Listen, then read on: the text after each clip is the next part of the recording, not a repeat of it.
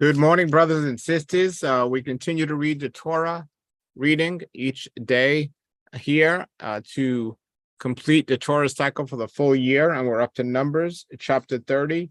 For next Sabbath, the Torah reading is Numbers 30, verse 2, which we're going to read Numbers verse 1 as well, to 32, verse 42. So what I recommend is people read it during the week, so when the Sabbath comes, you've already read it at least once, and you can be prepared to discuss it. You've studied it out throughout the week and so on. So we are going to read Numbers chapter 30. It's a short chapter today. And then tomorrow we'll read 31. And Moses spoke to the heads of the tribes of the sons of Israel, saying, "This is the thing which Yah has commanded. When a man vows a vow to Yah, or has sworn an oath to bind his soul with the bond, he shall not break his word. He shall do all that has gone out of his mouth. And when a woman vows to Yah and has bound a bond in the house of a father in youth, and a father has heard her vow and her bond in which she has bound her soul, and a father has remained silent as to her, then all her vows shall stand, and every bond with which she has bound her soul shall stand. But if her father prohibited her in the day he heard none of her vows and her bound which she has bound, her soul shall stand, and Yah will forgive her because her father prohibited her." Verse 6.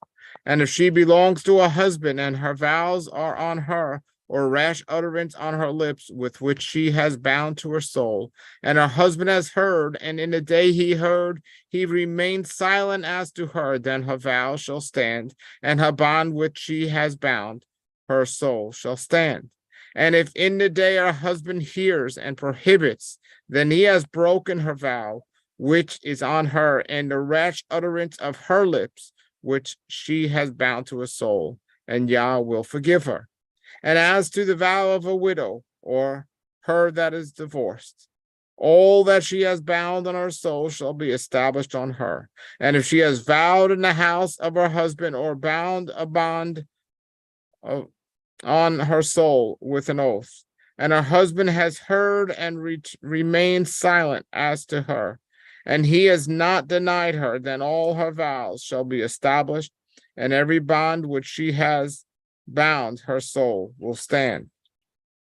And if her husband has certainly broken them in the day he heard none of the utterance of her lips concerning her vows or concerning the bond of her soul shall stand.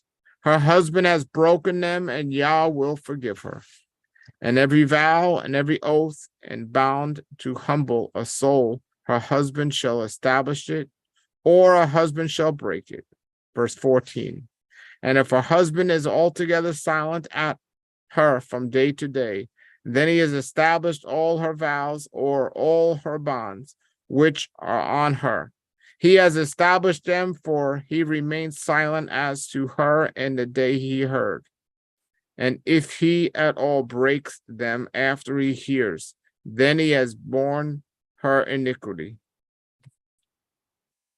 These are the statutes which Yah has commanded Moses between a man and his wife, between the father and his daughter, in her youth, in the house of her father.